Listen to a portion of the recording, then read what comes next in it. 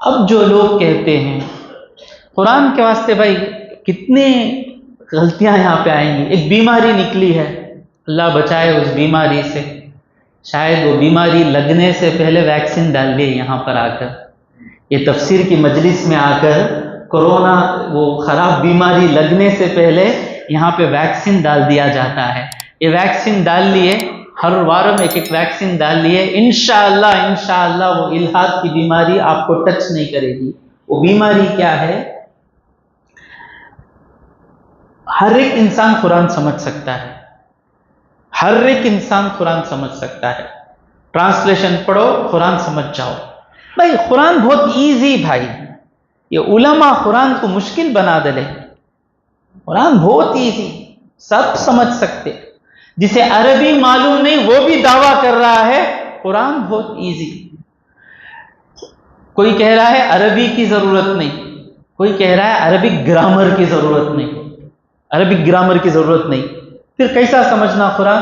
Only just نو دا vocabulary, لفظاں کے معنی جان لو، قرآن سمجھ سکتے. اب ہے نہیں آمنو دوز ہو بلیو، کتبا ریٹن علیکم آن یو، قصاص ریونج، فی ان قتلا دا وکٹم، الحر آزاد کو کیا بولیں گے؟ فری پرسن، عبدو سلیو، انسا ویمن. ایسا لفظاں کے معنی جان لیے تو قرآن سمجھ جا سکتے. کہتے اللہ اکبر. کسی بھی لینگویج میں اس لینگویج کی گرامر، مطلب جو گرامر لکھے نا وہ سب بے وقوف، سب بے وقوف. سیبویہ بے وقوف، جو گرامر اتنے سال سے گرامر پڑھ رہے ہیں سب بے وقوف. خالی ورڈز معلوم تو سمجھ سکتے. اس کے نیچے انہیں آپ کو بولا ورڈز کی بھی ضرورت نہیں، عربی کی بھی ضرورت نہیں، قرآن سمجھ سکتے. اب آرگومنٹ کرتے ہمارے پاس قرآن کیسا بھائی؟ وَلَقَدْ يَسَّرْنَا الْقُرْآنَ لِلذِّكْرِ.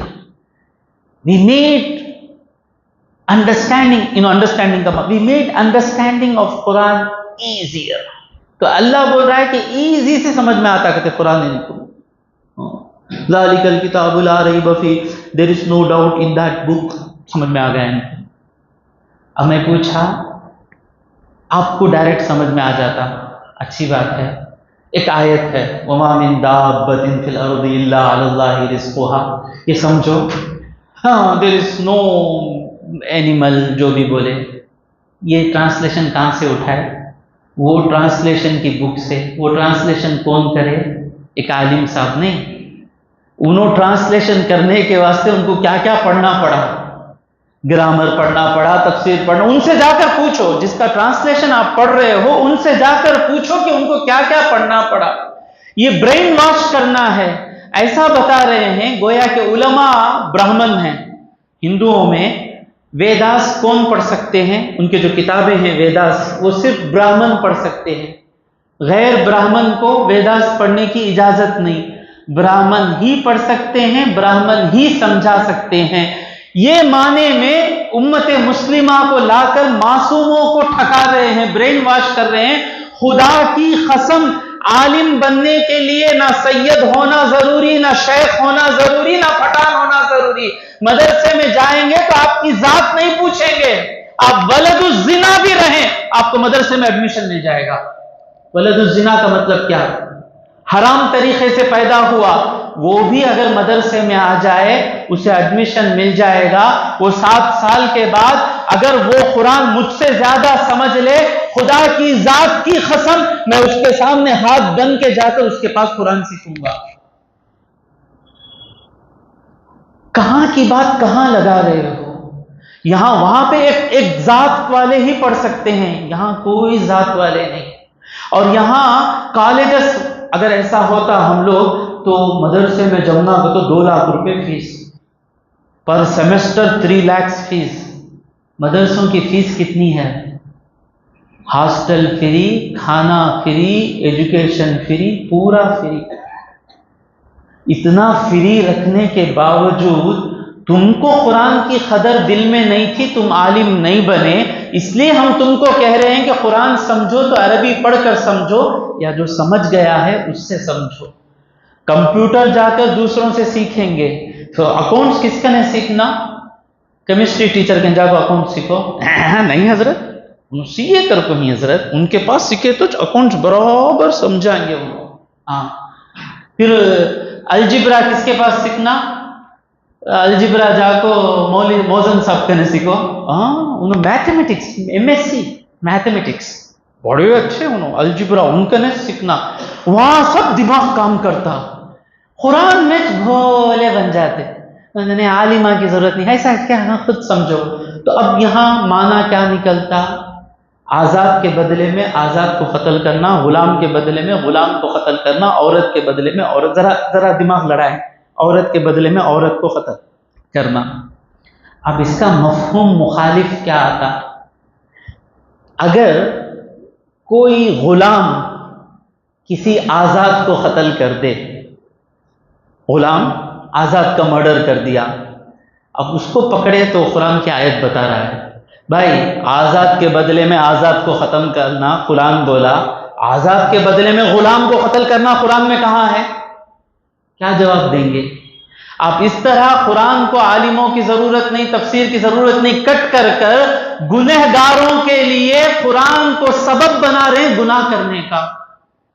عورت مرد کا مرڈر کر دی، اب بولے کہ آپ سزا دینا ہے، قرآن میں کیا ہے؟ عورت کے بدلے میں عورت کو قتل کیا جائے گا، عورت کے بدلے میں مرد کو قتل کرنا یہ قرآن میں کہاں ہے؟